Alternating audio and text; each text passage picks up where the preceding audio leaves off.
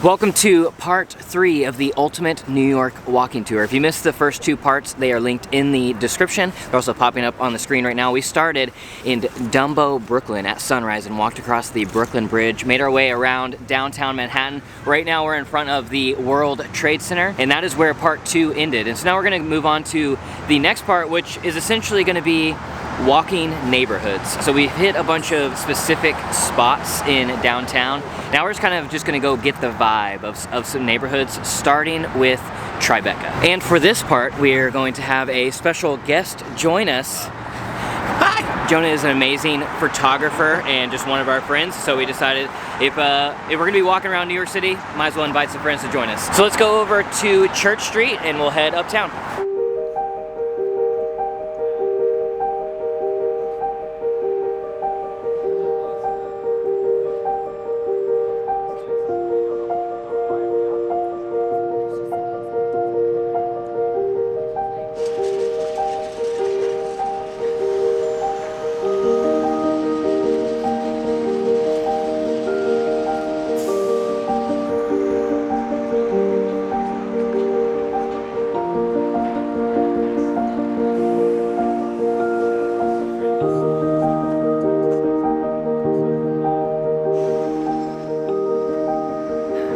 So from World Trade Center, we walked over to Church Street and we're walking north through Tribeca. You could actually walk on West Broadway or Broadway. Church Street is right in the middle. But we decided to walk down Church Street to get a good view of the Jenga building, which is kind of the new symbol of Tribeca. So Tribeca stands for Triangle Below Canal Street, and a lot of the New York neighborhoods are like that, where there's some sort of abbreviation. Like we started part 1 in Dumbo, which actually stands for Down Under Manhattan Bridge Overpass.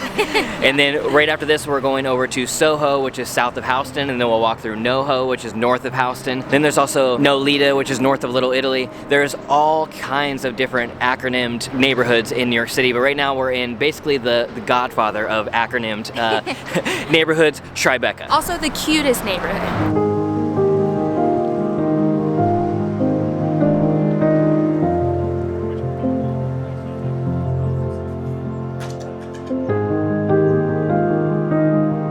So as you're walking down Church Street, and right before you get to the Jenga building, you're gonna run into the AT&T Long Lines building, which looks like a huge Tower of Doom. You'll notice that there is no windows in the entire building, and it looks like this huge ominous thing. Yeah. This building was originally built for AT&T to hold all of their telecommunications long distance equipment, and it actually still does that. But that equipment was deemed so important and crucial to our infrastructure that this building was built to survive a nuclear fallout and be able to survive off-grid for a full 2 weeks. But because of that, it has now also become a hub for the NSA's spying department, and it has come out that the NSA's Titan Point was actually housed in this building. So across the street from the AT&T Long Lines building is 56 Leonard, which is affectionately known as the Jenga building.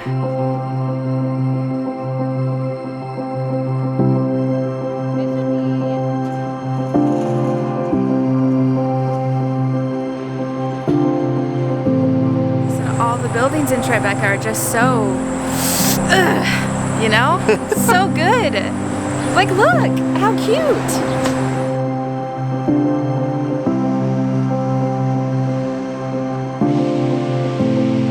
So if you keep walking down Church Street, you'll actually run right into the Roxy Hotel, which Roxy Hotel is just a really cute building that has a cinema inside, and it's just a famous, quintessential Tribeca hotel. And they have gelato in the summer, and it's so cute.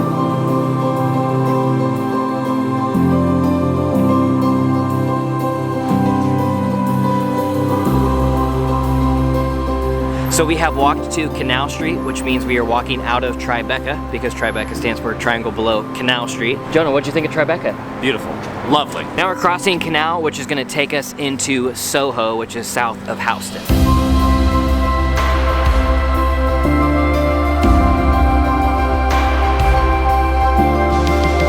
So as soon as we crossed over to Soho, the sidewalks got narrower, the streets got cobblier, and the storefronts started to get more expensive. So Yes. now we're on Green Street in Soho, and we're gonna start seeing Acne Studios, Louis Vuitton and Chanel and all of those. and also just more beautiful buildings.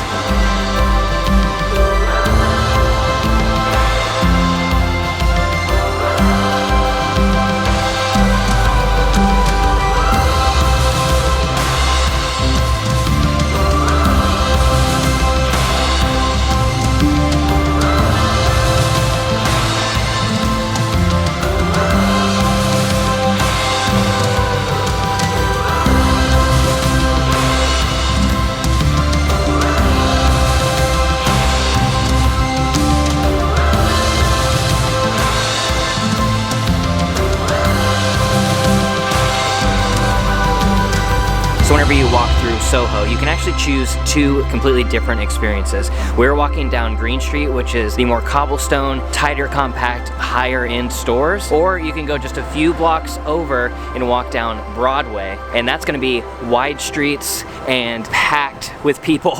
And lots of cars. Lots of cars, and it's gonna be like all of your H&M's, Forever 21's, Gap, all that type of stuff. We prefer the more quaint view, so that's why we're walking down Green Street. You can also do Wooster or West Broadway, but that's the beauty of New York. You can have completely different experiences just a couple blocks away from each other. So true. So now we're walking across Houston, so that means we're exiting Soho, and I guess technically maybe entering NoHo or Greenwich Village or West Village, depending on which direction we're going. There is tons of stuff in Soho and Tribeca that we did not see, but if you're gonna hit all the highlights in one day, we can't spend a ton of time exploring all of the areas. So now we're walking towards Washington Square Park, and we're gonna be hitting a little bit of Greenwich Village on the way.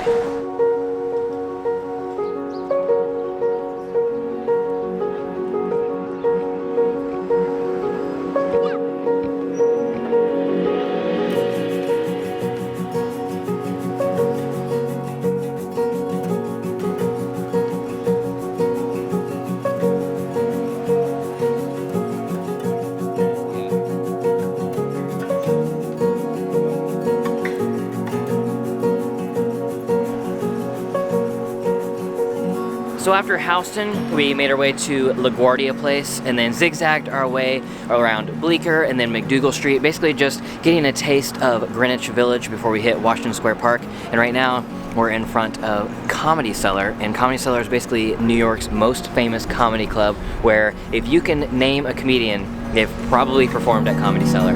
Yeah.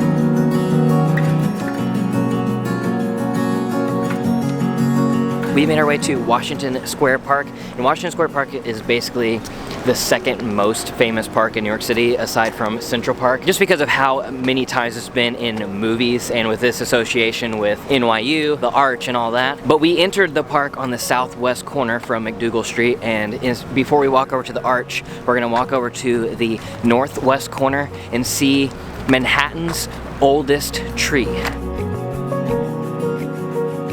So this tree may not look like much, but it has a lot of history. The historical records suggest that it's possibly up to 300 years old, making it one of Manhattan's oldest trees. It's known as the Hangman's Elm because, according to legend, traitors were hung from its branches during the American Revolution. But other historical records suggest that it wasn't actually from this tree. It was actually more so where the Arch is now.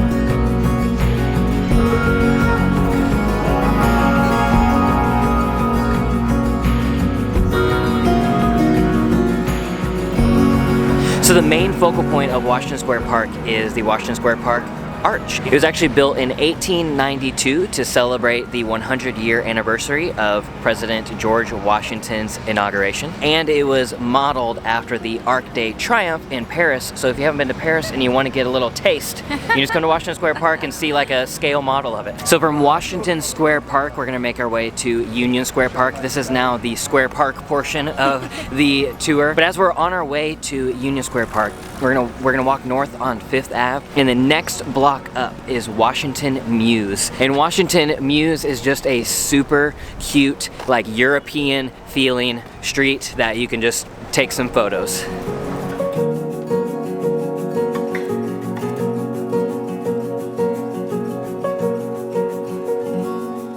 So we've been walking down University Place towards Union Square Park, but if you are a book lover, you'll want to take a 1-block detour on 12th Street and you'll hit the Strand. They claim to be the world's largest bookstore, at least New York's largest bookstore. Independent bookstore. It is definitely New York's, and it is definitely famous, and it is definitely worth checking out.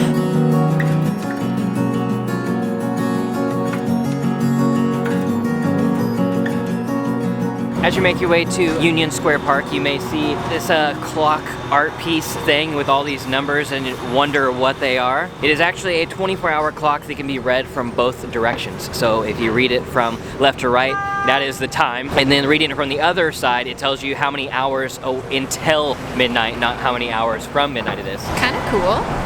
Kind of pointless. Art.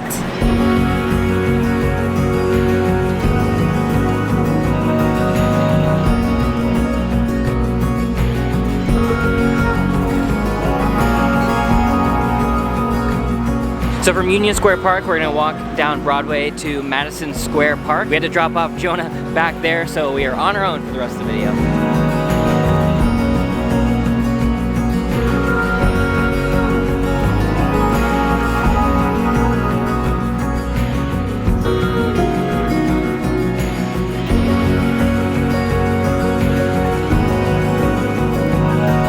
So this is Madison Square Park. Most notably at Madison Square Park is the world's first Shake Shack. It all started right here. If you don't know what Shake Shack is, it's basically New York's In-N-Out burger.